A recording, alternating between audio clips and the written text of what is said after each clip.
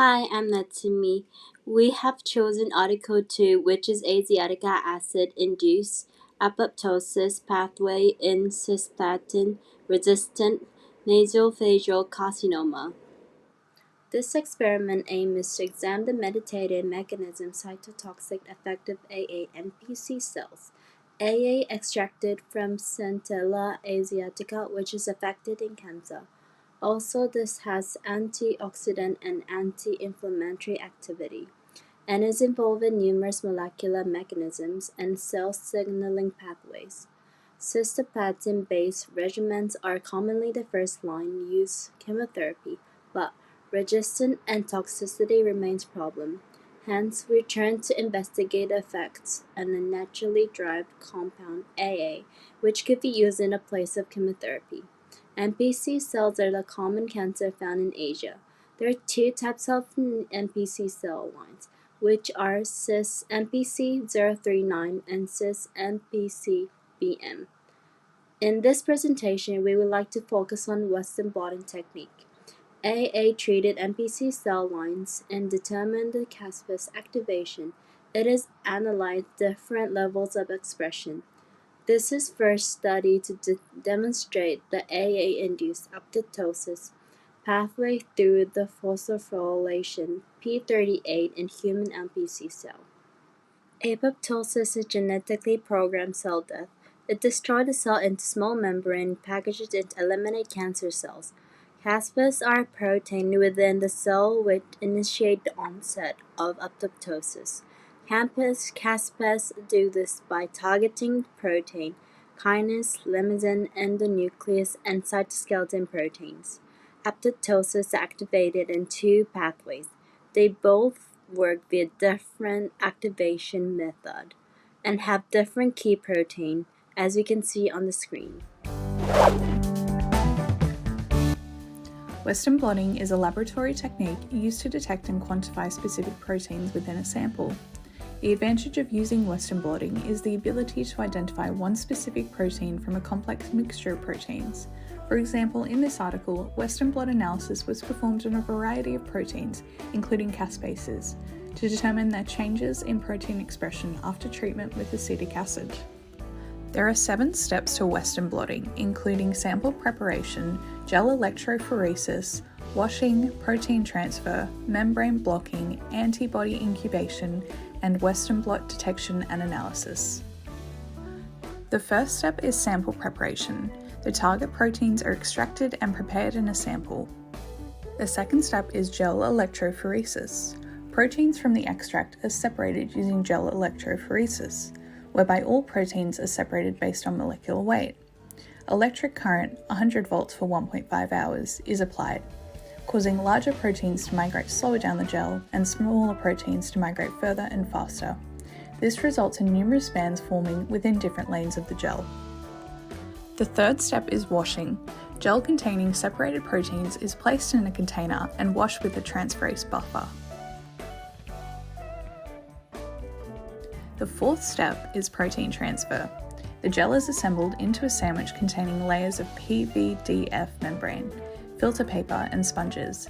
This step ensures the proteins are transferred from the gel onto a membrane. The fifth step is membrane blocking. PVDF membrane is soaked in 5% milk solution or any other type of blocking solution to block non-specific binding sites and to prevent non-specific binding from other antibodies. The sixth step is antibody incubation. Primary antibodies are added to the membrane, which detect and bind to specific proteins based on their antigens. To visualize the primary antibody, it is necessary to add secondary antibodies, which then bind specifically to the primary antibodies. Secondary antibodies are conjugated to fluorescent dye, which aids in the detection of the target antigens. The seventh and final step is Western blot detection and analysis. The final product results in a membrane producing a band for each protein. The membrane will display visible bands which are unique to the primary antibody and will indicate if protein expression is occurring. Bands can be further analysed using the scale based on known molecular weight markers. The first key finding involved testing cell viability. Cell viability is the number of live and healthy cells within a sample. Both cell lines were treated with different concentrations of acetic acid with or without cisplatin over a 72-hour period.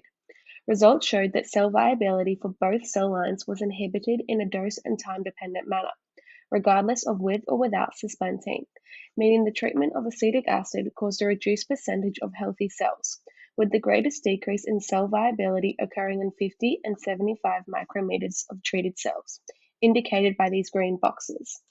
The second key finding examined the effect of acetic acid on cell growth suppression. Results found acetic acid caused cell cycle arrest in both cell lines. Treatment with 75 micrometers of acetic acid caused the most significant increase in proportion of cells in the sub G1 phase of the cell cycle. This is characteristic of condensed nuclei, suggested fragmented DNA as a result of apoptosis. The nuclear counter stain level was detected using DAPI staining, as shown in the figure on the right. Blebbing morphology can be seen, which is characteristic of apoptosis and observed in the cells treated with 75 micrometers of acetic acid in the cell lines cis-NPC039. The third key finding found changes in the mitochondria potential, and depolarized cells were significantly increased in both cell lines treated with 75 micrometers of acetic acid. Depolarization of the mitochondrial membrane signifies the first stages in activation of apoptosis via the intrinsic pathway. Furthermore, Western blotting analysis confirmed expression levels of the Fas death receptor, DCR2, and DR were all increased in acetic acid cell lines. These proteins are key players in the extrinsic pathway of apoptosis. Thus, these assays confirm apoptosis is occurring intrinsically and extrinsically in cells treated with acetic acid. Western blotting analysis was performed to determine the activation of caspases in acetic acid-induced apoptosis. Key finding results number 4 included that the expressions of caspases 3, 8, and 9 were significantly increased in acetic acid-treated cells at 50 and 75 micrometers. Similarly, two other proteins involved in apoptosis, BAX and BAC, were significantly increased by 183 and 137%, respectively, in the cis-NPC-BM cell line. The p38 mitogen-activated protein kinase is a pathway that activates apoptosis.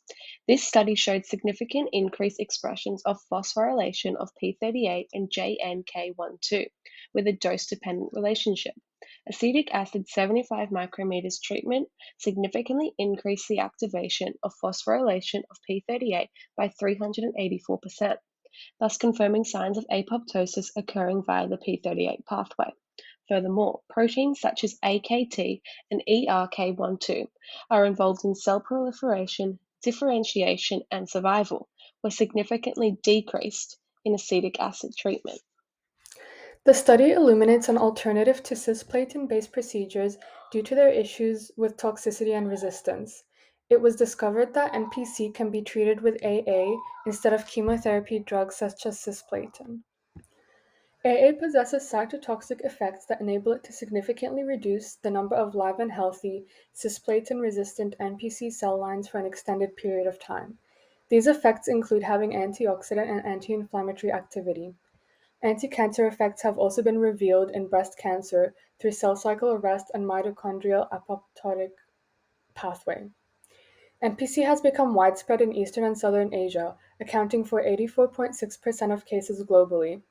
This emphasizes the significant impact of research in order to further discover the effects of AA in treating NPC. This alternative is ideal since chemotherapy has been discovered to lead to numerous side effects, including loss of taste, skin damage, and hearing loss. What we know is that AA is a tropical plant used as a diet and medicine. Although these effects are known to treat breast, ovary, and gastric cancer, we are not absolutely certain about nasopharyngeal cancer.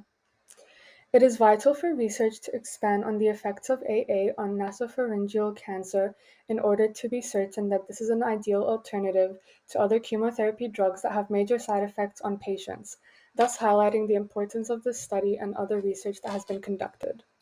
In summary, it appears from our analysis of this article that acetic acid could be used as an alternative treatment for chemotherapy-resistant nasopharyngeal carcinomas. As nasopharyngeal carcinomas are widespread across Asia, can be resistant to certain therapeutic approaches such as chemotherapy, and can generally have a relatively poor prognosis, the need for an alternative cure that does not induce adverse effects is vital. It has been shown throughout our article that acetic acid reduces cell viability, induces cell cycle arrest and apoptosis, and increases the expression of capaces. These results are promising. However, further research and clinical trials are required to ultimately determine the efficacy and safety of acetic acid in the treatment of nasopharyngeal carcinomas.